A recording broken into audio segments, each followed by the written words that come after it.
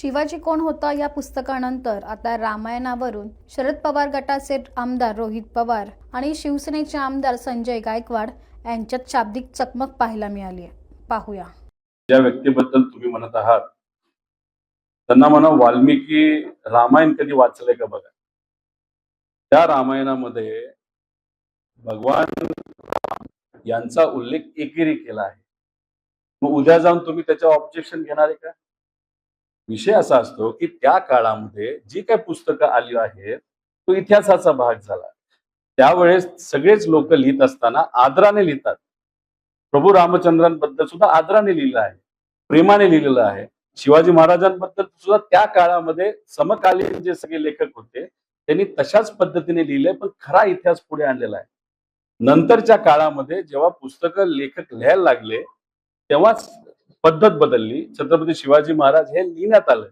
त्यामुळे पूर्वी सुद्धा तुम्ही जर बघितलं शाळेची नावं घ्या, रस्त्याची नावं घ्या, नाहीतर आपलं कोल्हापूर जे युनिव्हर्सिटी त्याचं नाव घ्या. ही पूर्वीची त्या काळची ती परिस्थिती आहे, पद्धत होती. म्हणजे आपण जसं आईशी बोलतो प्रेमाने बोलतो, पण नंतरच्या काळामध्ये ती पद्धत बदलली. उद्या जाऊन मी म्हणू शकत नाही, एकेरी नाव घेऊ शकत नाही महाराजांचं, आणि मी घेणार पण नाही.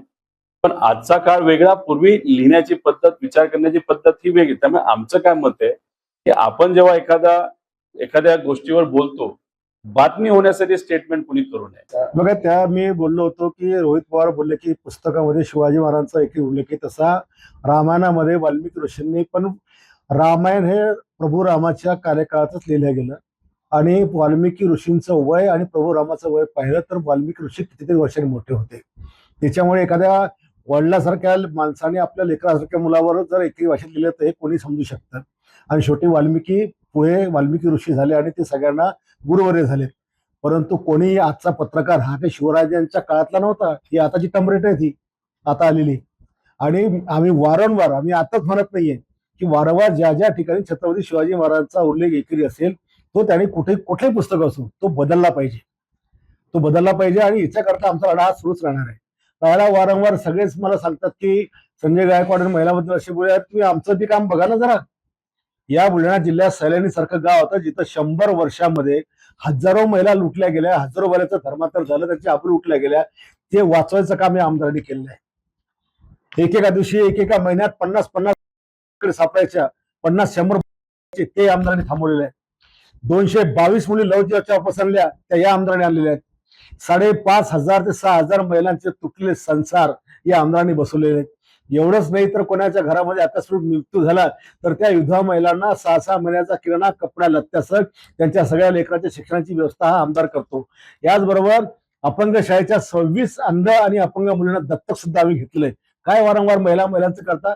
ठीक आहे, ते रागारागात स्वीकार झाले, आम्ही त्याची क्षमा याचना पण केली.